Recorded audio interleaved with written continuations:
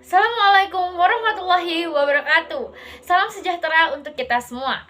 Perkenalkan, kami dari kelompok 1 yang beranggotakan Aurelia Belva, yang kedua saya sendiri Emilia Fadila, yang ketiga Fania Fajar, yang keempat Miftahul Huda, dan yang kelima Siti Mutrifatul. Nah, di sini kami dari kelompok 1 akan membahas mengenai definisi, struktur, macam, dan pewarnaan gram dari bakteri. Bakteri yang kita usut yaitu yang pertama Escherichia coli, yang kedua yaitu Salmonella typhi, dan yang ketiga Vibrio cholera. Nah, di sini kira-kira apa sih bakteri itu? Bakteri adalah sebuah organisme yang termasuk dalam domain prokariota dan memiliki ukuran yang sangat kecil atau mikroskopik. Meskipun ukurannya sangat kecil, namun peran bakteri dalam kehidupan yang ada di bumi sangatlah besar. Bakteri sendiri dibagi menjadi dua, yaitu bakteri Archaebacteria dan Eubacteria. Bakteri Archaebacteria yaitu bakteri yang sifatnya masih primitif. Mereka itu kuat dalam kondisi apapun dan se-ekstrim apapun. Nah, bakteri ini biasanya tidak memiliki peptidoglikan, memiliki lipid, dan ribosomnya memiliki beberapa jenis RNA polimerase. Nah, sedangkan Eubacteria yaitu bakteri sejati, di mana bakteri ini memiliki peptidoglikan, lipid, serta hanya memiliki satu RNA polimerase. Nah, kemudian struktur dari bakteri. Struktur bakteri sendiri dibagi menjadi dua, struktur bakteri dalam dan juga luar. Nah, struktur bakteri dalam apa saja? Yang pertama yaitu dinding sel. Dinding sel biasanya itu sebagai pembeda antara bakteri gram negatif dan bakteri gram positif. Nah, selain itu dinding sel yaitu mempunyai fungsi untuk mempertahankan bentuk dari sel. Kemudian yaitu kapsul. Kapsul yaitu bagian luar yang berfungsi sebagai pelindung. Biasanya kapsul ini berlendir. Nah, namun tidak semua bakteri memiliki sebuah kapsul. Kemudian yaitu terdapat membran sel, di mana untuk menyelubungi sitoplasma. Dan yang keempat yaitu flagela sebagai alat gerak dari si bakteri. Nah, flagela sendiri dibagi menjadi 5. Yang pertama artrik yang tidak berflagela, yang kedua monotrik hanya memiliki 1 flagela, dan yang ketiga lavotrik memiliki 3 flagela. Kemudian terdapat amfitrik memiliki flagela antara kanan dan kiri dari bakteri. Yang kelima yaitu peritrik yang memiliki banyak flagela. Nah, kemudian yaitu pili. Pili biasanya itu sebagai alat untuk menempelnya bakteri ke bakteri lainnya, atau ke tubuh manusia, atau ke tempat-tempat lain, atau barang lain. Nah, kemudian terdapat struktur dalam. Yang pertama yaitu sitoplasma, tempat di mana bakteri melakukan reaksi metabolisme. Nah, yang kedua yaitu nukleolit sebagai pembawa genetik dari bakteri tersebut. Yang ketiga ribosom sebagai tempat proses sintesis protein, dan yang keempat yaitu plasmid sebagai alat konjugasi atau sebagai proses konjugasi dari bakteri. Konjugasi sendiri yaitu seperti bakteri yang membawa gen dari gen satu ke lainnya. Assalamualaikum warahmatullahi wabarakatuh. Di sini saya akan melanjutkan penjelasan dari teman saya, yaitu jenis bakteri berdasarkan bentuknya yang terdapat pada poster bagian pojok kanan atas.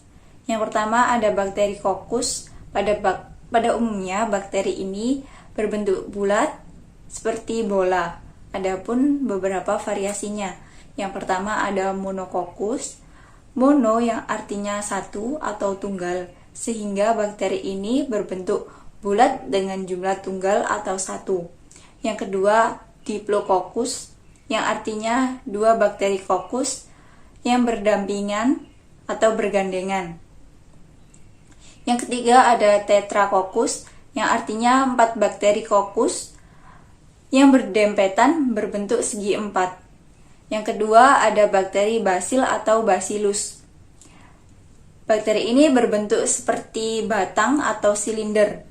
Adapun beberapa variasinya. Yang pertama ada monobasil. Seperti penjelasan di awal, monobasil berarti tunggal atau satu. Bakteri ini berbentuk basil yang menyerupai batang dengan jumlah satu atau tunggal. Yang kedua ada diplobasil, yang artinya bakteri dengan bentuk basil yang bergandengan dengan jumlah 2. Yang ketiga ada strebasil, yang artinya bakteri dengan bentuk basil yang bergandengan membentuk seperti rantai. Yang ketiga ada spiral atau spirillum, bakteri yang berbentuk seperti lengkungan dan nampak seperti spiral. Variasinya antara lain yang pertama ada spiral, jika bentuk lengkungan lebih dari setengah lingkaran atau seperti gelombang. Yang kedua ada spirocele, jika bentuk lengkungan yang memberi struktur yang fleksibel atau seperti skrup.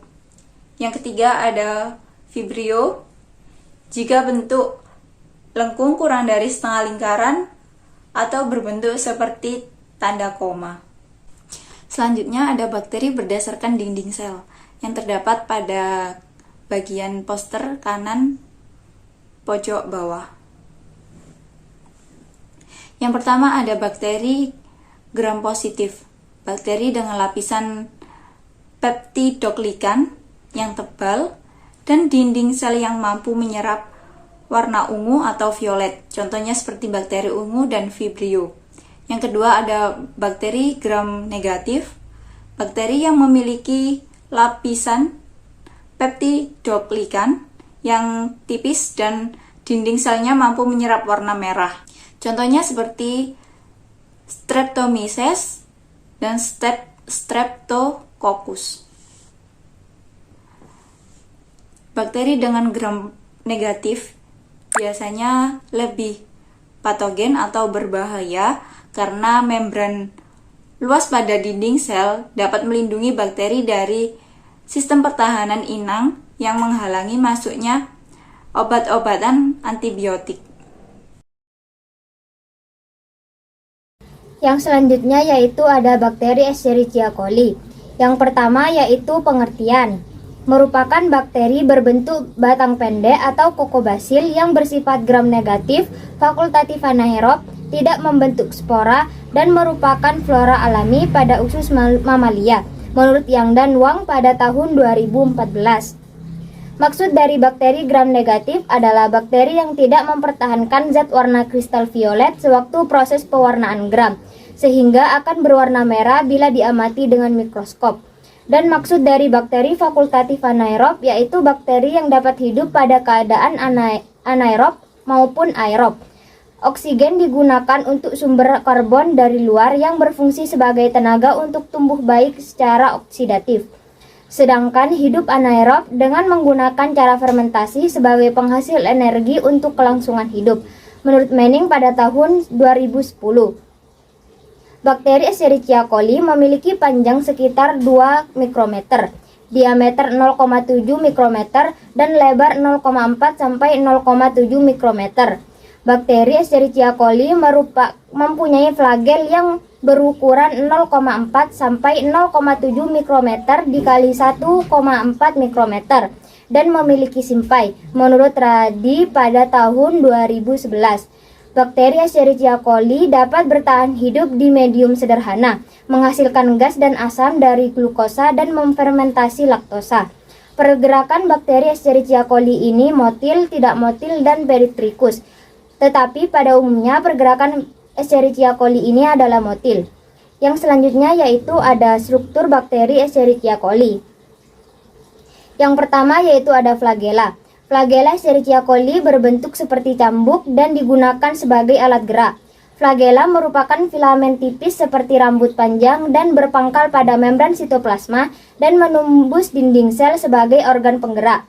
Yang kedua yaitu ada pili, adalah struktur berbentuk seperti rambut halus yang menonjol dari dinding sel yang tersusun dari protein. Pili memiliki kemiripan dengan flagela namun lebih pendek, berdiameter kecil, dan kaku. Fungsi dari pili yakni sebagai penghubung saat bakteri melakukan konjugasi atau pertukaran materi genetik dan pelekat antara sel bakteri yang satu dengan yang lainnya. Yang ketiga yaitu ada kapsul, yaitu lapisan lendir yang merupakan polisakarida tebal dan air yang melapisi permukaan luar sel. Yang keempat yaitu ada dinding sel, merupakan bagian terluar struktur bakteri yang berguna untuk mempertahankan bentuk bakteri. Yang kelima yaitu ada membran sel atau membran plasma, terdiri dari sitoplasma yang penyusun utamanya adalah lipid dan protein.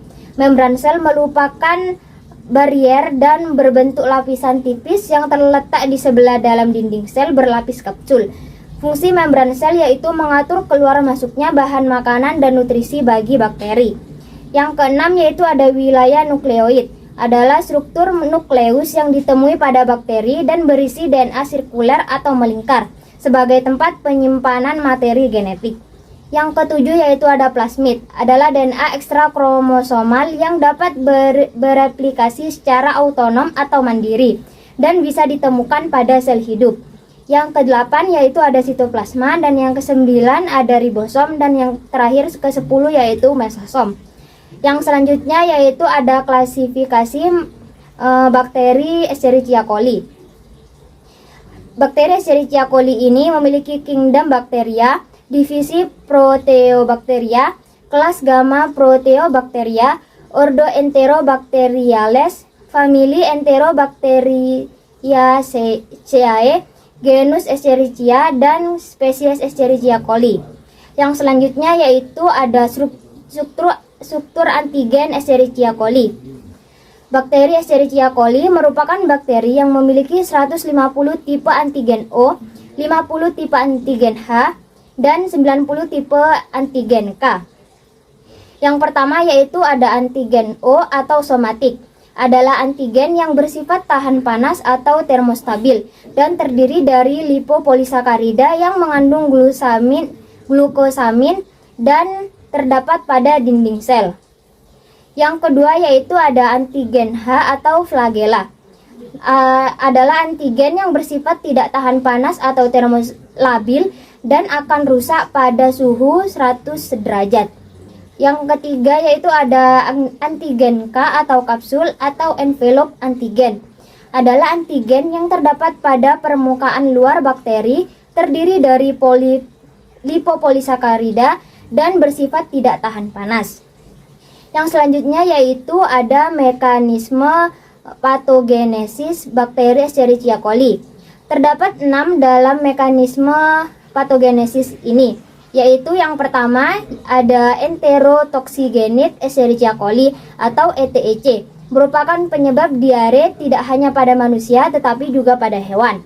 Yang kedua yaitu ada enteropatogenik Escherichia coli atau EPEC, merupakan penyebab diare yang umumnya terjadi di negara-negara berkembang. Yang ketiga yaitu ada enterohemorrhagic Escherichia coli atau EHEC, merupakan kelompok Escherichia coli yang dapat menyebabkan diare atau kolitis berdarah pada manusia yang dapat berujung pada sindrom hemolitik uremik.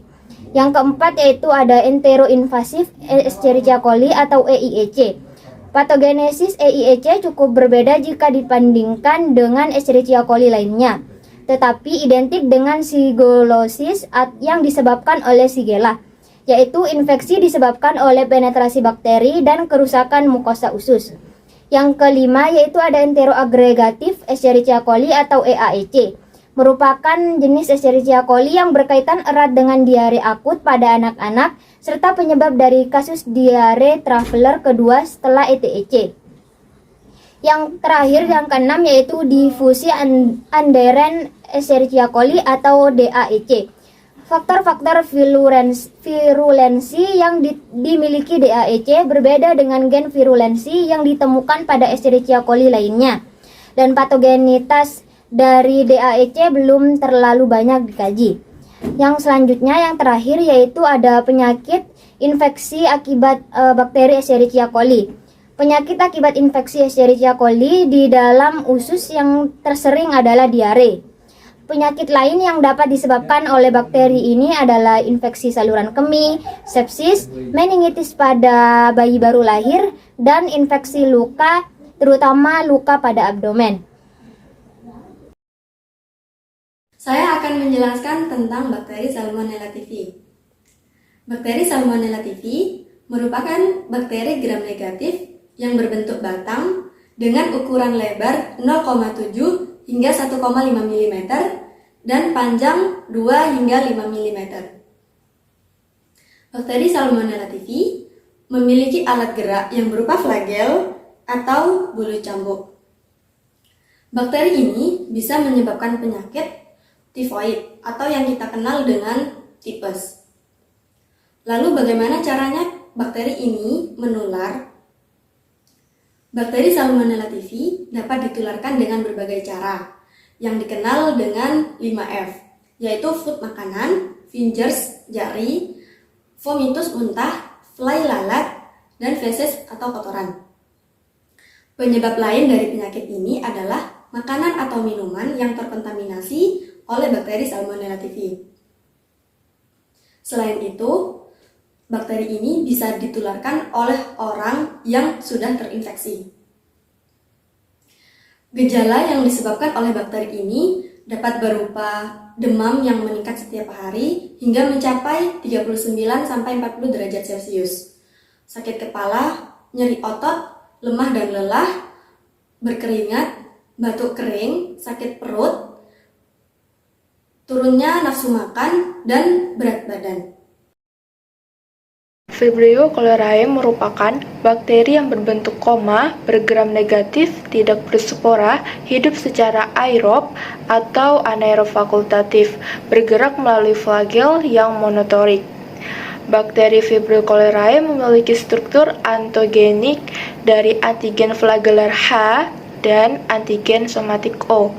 Bakteri ini menyebabkan penyakit kolera dengan cara penularannya melalui makanan, minuman, air yang terkontaminasi, dan dapat menyebar melalui feses manusia ataupun hewan. Gejala dari penyakit ini, yang pertama itu ada diare cair, yang kedua muntah, dan yang ketiga kram tungkai.